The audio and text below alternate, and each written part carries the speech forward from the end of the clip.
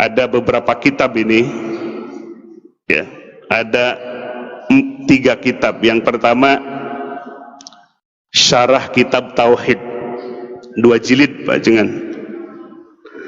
Yang kedua kitab Ats-Tsalatsah Al-Usul.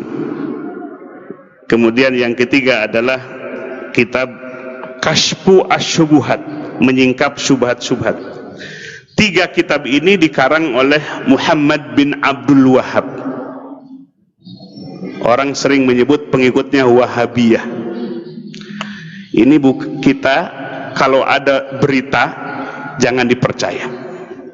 Kita harus tabayyun. Betul tidak? Ya ayyuhalladzina amanu in ja'akum fasikum binaba'in fatabayyanu. Apabila datang seorang fasik membawa berita, fatabayyanu, maka harus tabayyun terlebih dahulu.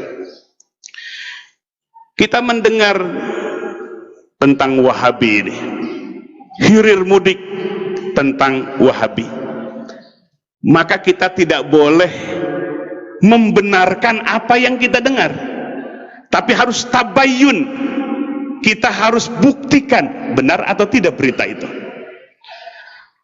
Nah, di dalam 3 kitab ini dikarang oleh Muhammad bin Abdul Wahhab di abad ke-12 1200 Hijriah, 2 abad setengah yang lalu.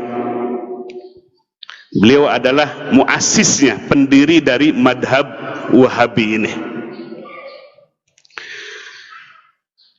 Nah, apa yang bisa kita simpulkan kalau dibaca 3 hari 3 malam? Kita ambil poin-poin pentingnya sebagai ilmu dan pembelajaran, jangan katanya.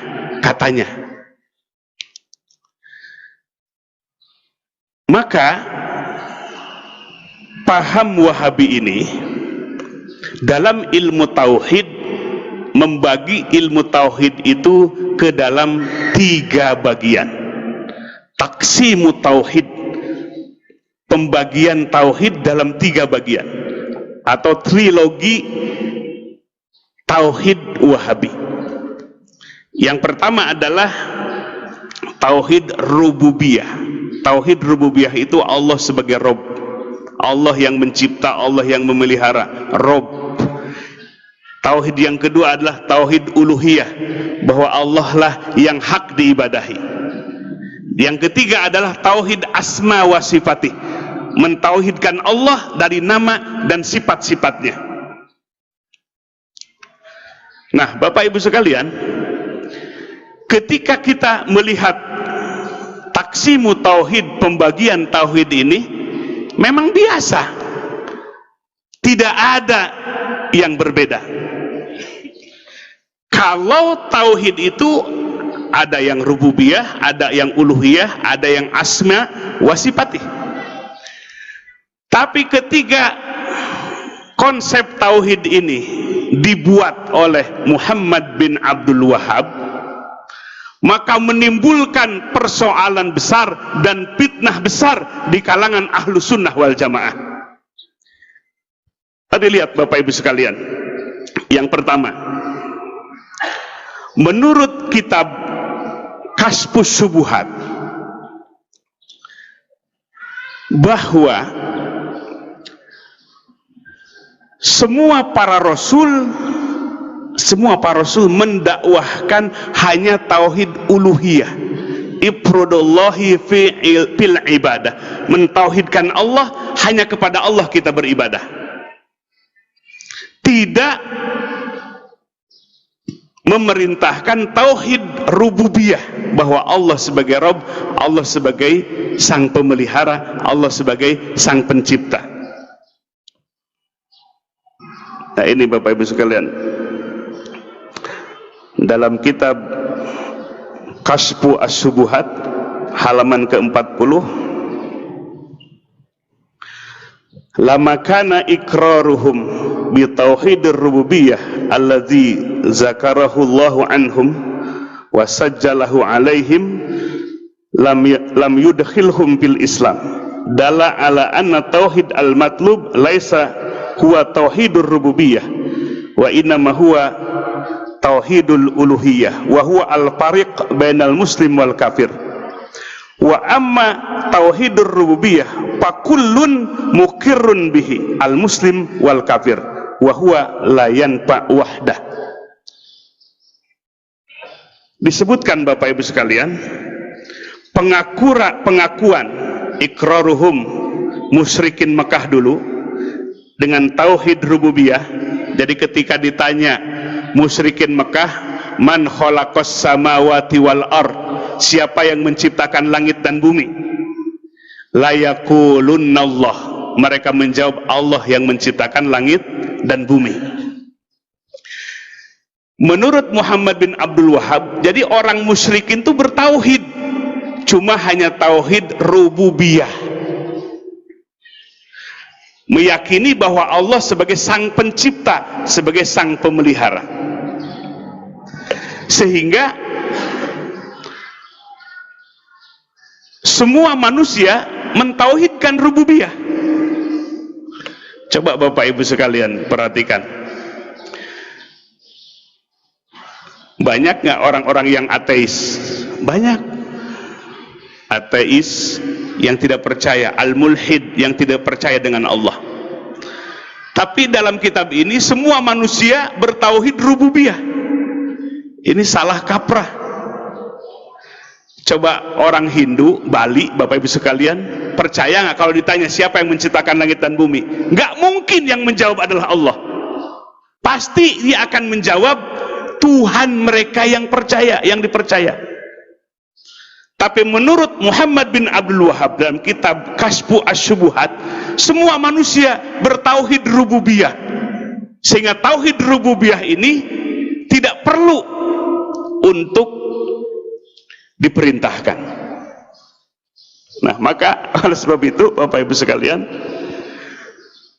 dalam kitab ini Muhammad bin Abdul Wahhab menuding bahwa tauhid Asy'ariyah, tauhid yang kita pelajari, itu adalah termasuk tauhid ahlul batil, tauhid ahli yang batal.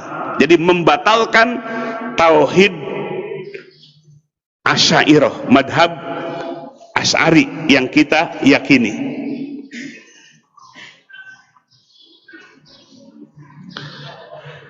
Halaman ke-57 Bapak Ibu sekalian, bahwa Muhammad bin Abdul Wahhab menyatakan bahwa madhab Asy'ari adalah madhab yang batal, hanya madhabnya saja yang benar itu.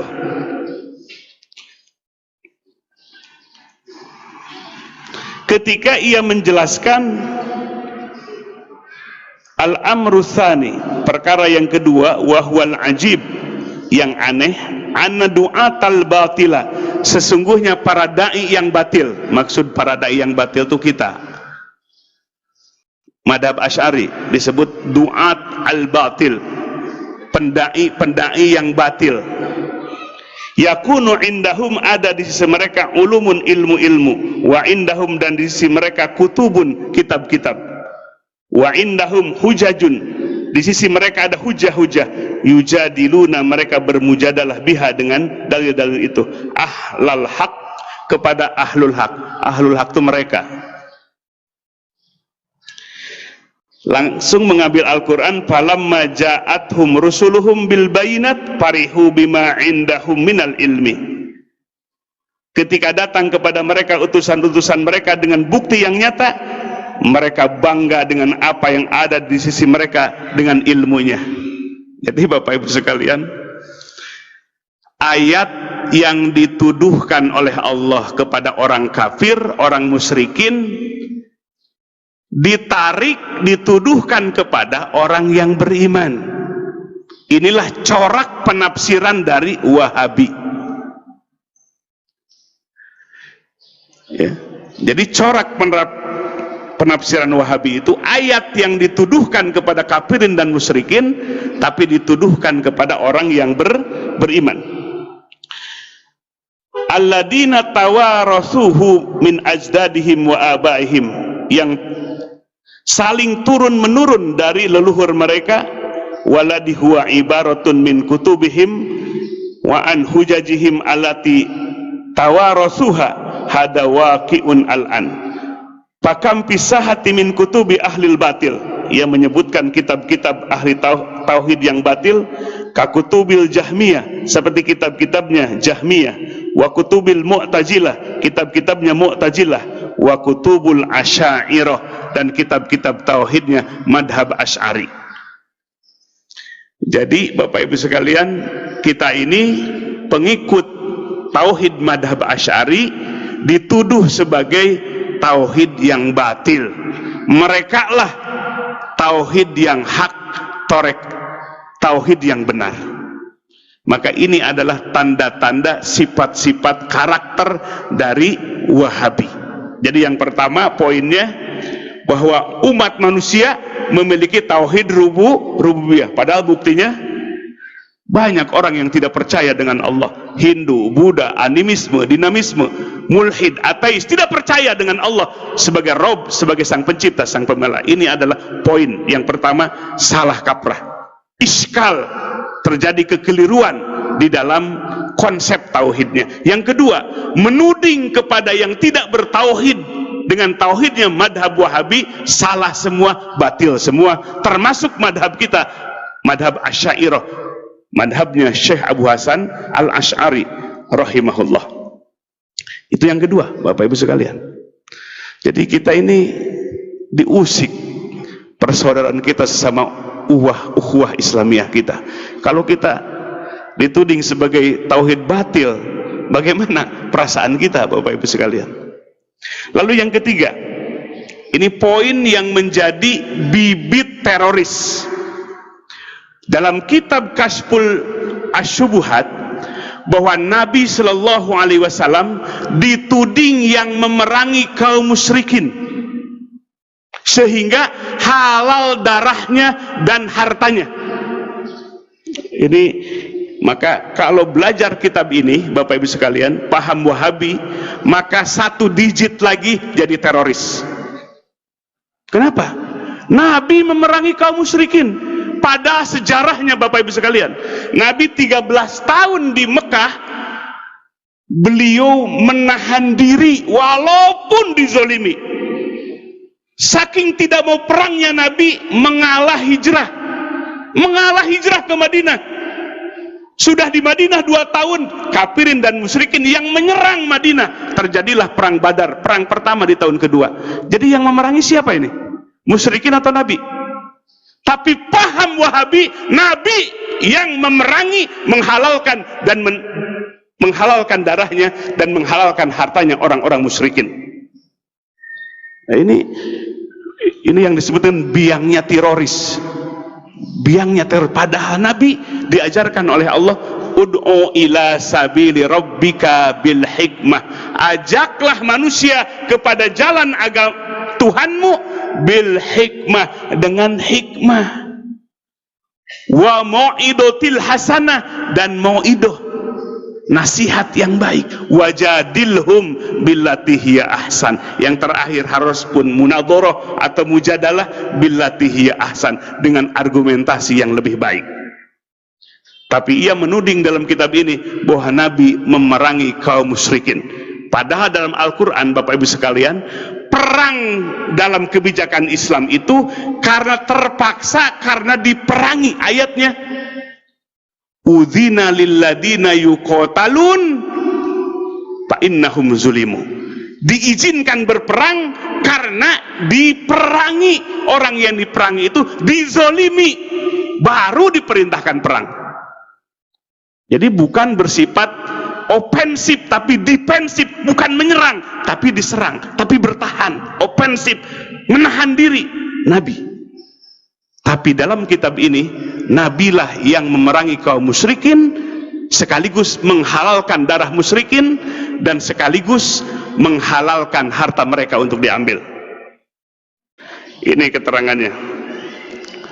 Wa tahaqqaqta anna Rasulullah sallallahu alaihi wasallam innama qatalahum. Apabila engkau membuktikan sesungguhnya Rasulullah sallallahu alaihi wasallam qatalahum, yang memerangi kaum musyrikin. Jadi menuding Nabi yang memerangi siapa? kaum musyrikin. Wa inna qasdahum al malaikah wal anbiya yuriduna syafa'atahum wa taqarruba ilallah bizalika huwa alladhi ahalla dima'ahum wa amwalahum. Maka dengan demikian musyrikin itu halal darahnya, begitu juga halal hartanya untuk diambil. Ini adalah ajaran yang menjadi bibit ajaran teroris. Jadi satu digit lagi jadi bumper, ya, yang ngebom. Ini jelas di dalam kitabnya. Iya, kenapa berdalih seperti itu? Mengambil satu ayat. A'udzubillahi minasyaitonirrajim. Fa idan salakhal ashhurul hurum faqtulul musyrikin haitsu wajadtumu. Apabila selesai bulan-bulan yang diharamkan oleh Allah, yang disebut 4 bulan, ya, yang diharamkan oleh Allah selesai, faqtulul musyrikina, bunuhlah, perangilah orang-orang musyrikin haitsu wajadtumu, dimanapun kalian mendapatkan mereka. Bayangkan Bapak Ibu sekalian, ayat ini dijadikan dalil bahwa Nabi memerangi orang musyrikin dan menghalalkan darah dan harta mereka. Jadi inilah salahnya jargon kembalilah kepada Quran dan Sunnah. Itu salah satu jargonnya. Kembalilah Quran dan Sunnah, jangan kepada pahamnya ulama. Akhirnya dia mengambil Quran tanpa ilmu tafsir. Coba lihat dalam tafsir Mu'tabar, ayat ini apa sebab nuzulnya? Sebab nuzul ayat ini karena kaum muslimin diperangi oleh orang-orang musyrikin. Maka pada akhirnya Nabi diperintahkan untuk membalas mereka. Jadi bukan ayat ini memerintahkan memerangi orang musyrikin, tapi sebab nuzulnya adalah karena kaum muslimin selalu diperangi oleh kaum musyrikin dan kafirin. Jadi Bapak Ibu sekalian, inilah salahnya kalau orang mengambil meregu Quran dan Sunnah tanpa ijtihadnya, tanpa usul fikih yang benar, maka man fassara Qur'ana bi ra'yih falyatabawa maq'adahu minan nar. Barang siapa yang menafsirkan Quran dengan ra'yunya tanpa kaidah ilmu tafsir, tanpa mengambil dari tafsir-tafsir Mu'tabar, maka pada akhirnya siap-siaplah tempatnya neraka. Jadi Quran yang disalahkan, seolah-olah Quran yang menyuruh memerangi musyrikin itu. 3, Bapak Ibu sekalian. Yang keempat, kaum muslimin yang bertawasul seperti tadi, sholawat apa tuh sebelum pembuka? Tibul, sholawat apa? Tibul kulub, sholawat tibil kulub, ya, sholawat di mana Nabi sebagai obat hati. Aduh, enak tadi dengernya. Nah, menurut paham Wahabi itu adalah musyrikin. Jadi orang yang bertawasul kepada Nabi, kepada orang soleh, itu musyrikin. Ia membagi musyrikin itu ke dalam 2 bagian, Bapak Ibu sekalian. Ya. Menurut Muhammad bin Abdul Wahhab, fal musyrikunal awwalun, ada musyrik yang awal. Itulah musyrik di masa Nabi sallallahu alaihi wasallam diutus. Yusammuna hadil asya alihah, mereka menyembah berhala.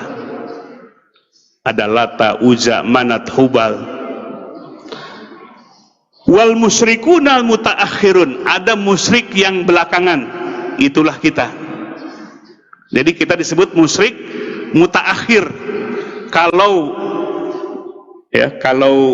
Abu Jahal, Abu Lahab dan balad-baladnya musyrikun al-awalun. Tapi ada musyrik yang akhir, mutaakhir. Itulah kita. Yusamuna hadil asya, mereka berwasilah.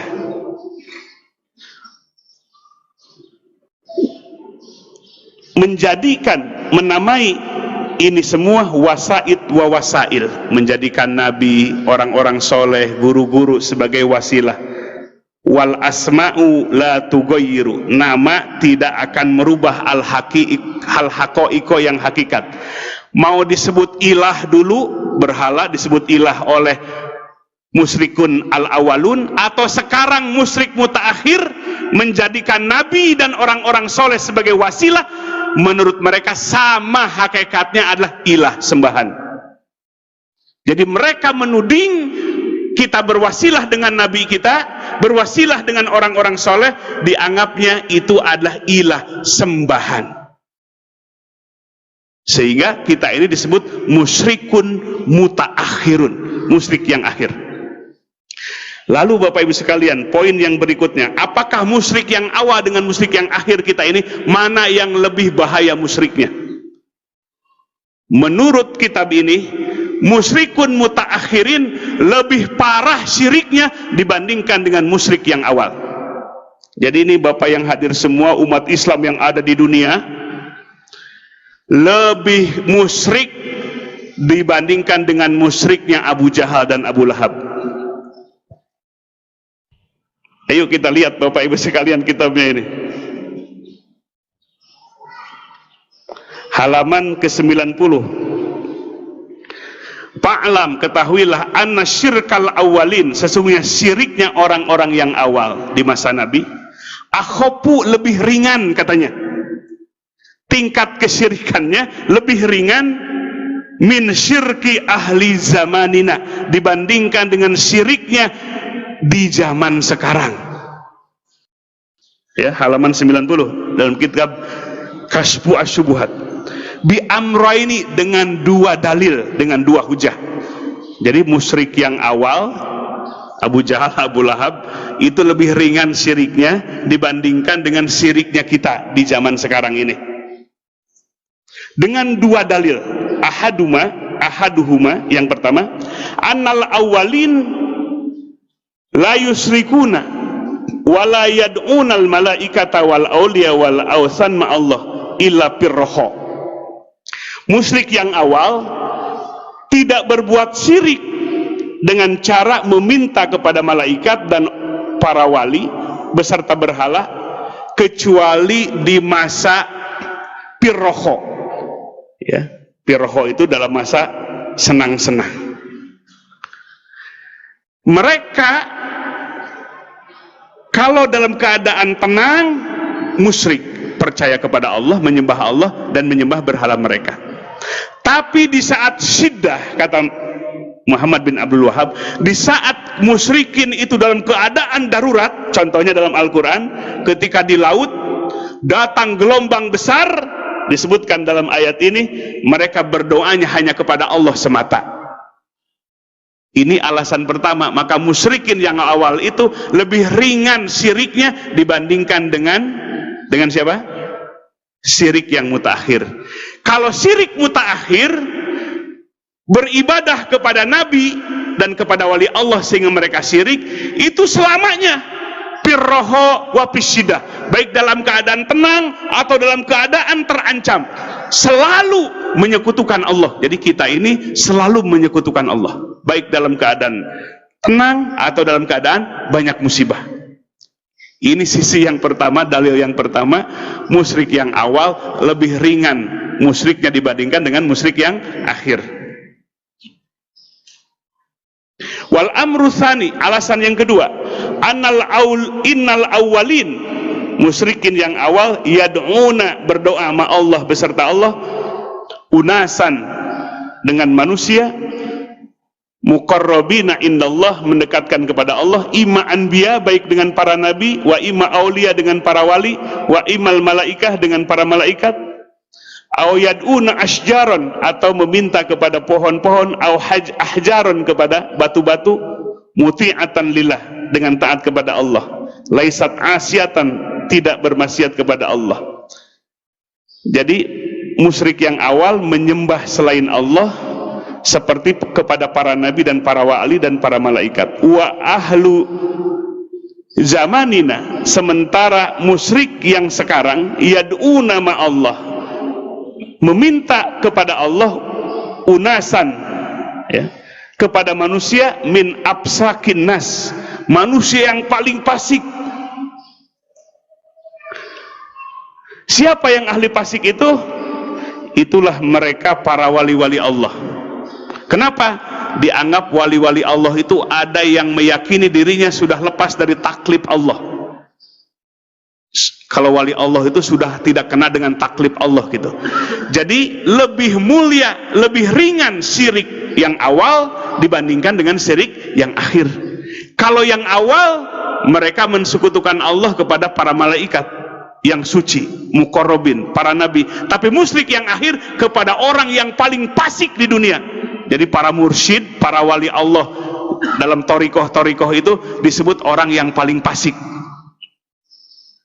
Karena menurut mereka mursyid itu menganggap dirinya sudah tidak kena taklif dari Allah, sudah tidak perlu sholat lagi.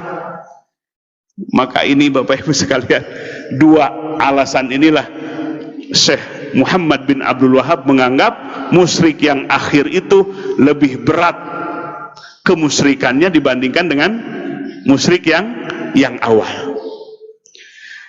Hadirin wal hadirat rahimakumullah, inilah poin-poin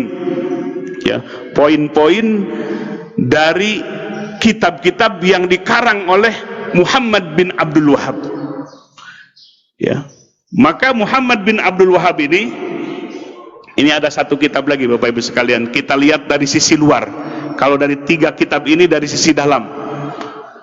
Sisi luar namanya kitab Fitnatul Wahabiyah. Ini kitab yang ditakuti oleh mereka.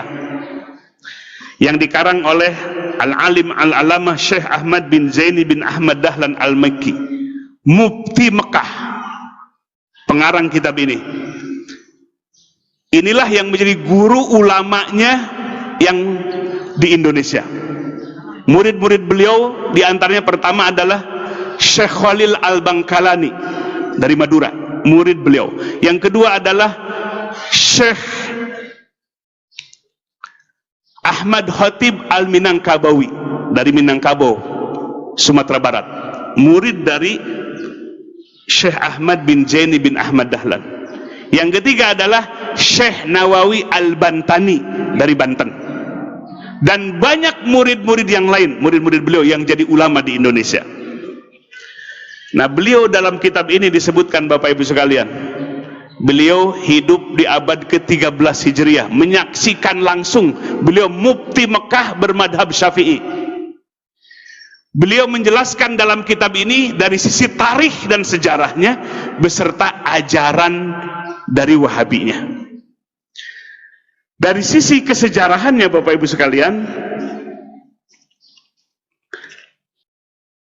bahwa Muhammad bin Abdul Wahab ini sudah diprediksi oleh ayahnya sebagai mufti, oleh saudaranya dan kibarul ulama pembesar, bahwa orang ini akan menyebarkan kesesatan yang besar. Sehingga terbukti Muhammad bin Abdul Wahab ini mengkafirkan orang musyrikin, orang-orang muslim. Wa tusila bizalika ila takfiril mukminin. Jadi mengkafirkan orang-orang yang beriman. Maka selain daripada yang mengikuti mazhabnya adalah musyrikin. Itu pandangannya. Sehingga Bapak Ibu sekalian, pertama, faza'ama ana ziyarata qabrin Nabi SAW, sesungguhnya dia menyangka berziarah ke kuburan Nabi, wa tawassuli bihi, bertawassul dengannya, wabil anbiya, dan kepada para nabi, wal aulia, dan kepada wali, wasolihin, dan orang-orang soleh, wa ziyarati quburihim, dan menziarahi kubur mereka, syirkun syirik. Jadi kita ziarah ke Wali Songo syirik, bertawasul syirik, yang suka tawasulan. Wa anna nida'an Nabi sallallahu alaihi wasallam inda tawasul, menyebut Nabi, ya, nida kepada Nabi, memanggil Nabi dalam tawasul, syirkun syirik. Nah, dulu Muhammad bin Abdul Wahab ini bekerja sama dengan seorang amir di mana? Di daerah Diryah. Ya, Diryah itu di sekarang Saudi Arabia, di Najd. Ya, bekerja sama dengan seorang amir Ad-Diryah, namanya adalah Muhammad bin Saud, sehingga negaranya sekarang disebut Saudi Arabia. Nah, inilah kolaborasi antara Muhammad bin Abdul Wahab dengan Muhammad bin Saud. Yang satu ambisi kekuasaan, yang satu ambisi dengan pemahamannya ingin menyebarkan pemahamannya. Sehingga di dalam sejarah, ke dalam kitab Fitnatul Wahabiyah ini, jumlahnya tidak terhitung yang dibunuh oleh pemahaman ini, dengan jumlah yang sangat banyak, karena memadukan kolaborasi antara penguasa dengan orang yang menyebarkan madhab Wahabi ini. Jumlahnya tidak bisa dihitung. Di Taif, di Jeddah, di Mekah, banyak manusia yang meninggal. Bahkan terakhir Bapak Ibu sekalian, ketika merebut Hijaz Mekah dan Madinah, mereka menggunakan senjata Inggris untuk membunuh kaum muslimin. Dalam kitab ini, dan banyak kitab-kitab yang lainnya. Maka disebutkan dalam kitab ini, musibah terbesar yang menimpa umat Islam sepanjang sejarah umat Islam adalah fitnahnya Wahabi ini. Maka sekarang Bapak Ibu sekalian, mereka ganti kulit, nggak mau disebut Wahabi, maunya disebut Salafi. Padahal paham yang mereka pelajari dan kitab-kitab inilah yang mereka pelajari semua. Jadi Bapak Ibu sekalian, ini sungguh memprihatinkan. Maka oleh sebab itu kita jangan kecolongan. Kita bukan memecah belah umat, tapi mereka yang memecah belah umat dengan kitab-kitab yang dihadirkan dan pergerakan dakwah mereka, terutama di Indonesia setelah Presiden Soeharto lengser. Mereka berleluasa, biaya dana yang besar dari Saudi Arabia, dari Kuwait, dari Qatar, masuk ke Indonesia untuk menggerakkan, menyebarkan pemahaman ini. Maka oleh sebab itu Bapak Ibu sekalian, kita sebagai warga ahli sunnah wal jamaah, warga Nahdiyin, punya kepedulian besar untuk melindungi umat dari pemahaman yang radikal seperti ini. Takfirul musyrikin, takfirul mukminin, mengkafirkan orang-orang yang beriman. Maka oleh sebab itu Bapak Ibu sekalian, di tempat yang mulia ini, di Yaumil Ijtima ini, bukan tidak beralasan kita mencegah mereka, sangat beralasan, karena kita lihat langsung kitab-kitabnya, bukan katanya kolak wakila, tapi langsung dari sumber-sumber ajaran mereka. Dan terbukti dari poin-poin yang tadi disebutkan, ini semua adalah pemahaman yang sudut, yang keluar dari sawadul a'lam, yang keluar dari manhaj al-sunnah wal jamaah. Jadi kita dicabik-cabik persaudaraan kita. Maka oleh sebab itu, kita bukan karena kebencian. Ingat Bapak Ibu sekalian, bukan kebencian kepada mereka, tapi pemahaman mereka lah yang syad, yang keluar dari sawadul a'dham, dari mayoritas umat ini. Dan mereka yang memusyrikan kita lah, bahkan lebih musyrik daripada Abu Jahal dan Abu Lahab. Maka oleh sebab itu, mari kita lindungi masyarakat kita, wilayah kita, dari ajaran-ajaran seperti itu. Ya, kita tidak akan bisa melihat sepintas, tapi yang harus kita lihat adalah kitabnya, rujukannya, marojeknya, sehingga kita akan melihat gambarannya seperti apa. Maka hampir di mana-mana Bapak Ibu sekalian, kegaduhan di masjid-masjid karena ajaran seperti ini yang diajarkan. Begitu Bapak Ibu sekalian situasi kondisi kita. Mari kita jaga masyarakat kita, warga kita, dari pemahaman-pemahaman radikal, pemahaman-pemahaman yang menuding orang lain kafir, yang menuding sesama saudaranya sebagai orang musyrik.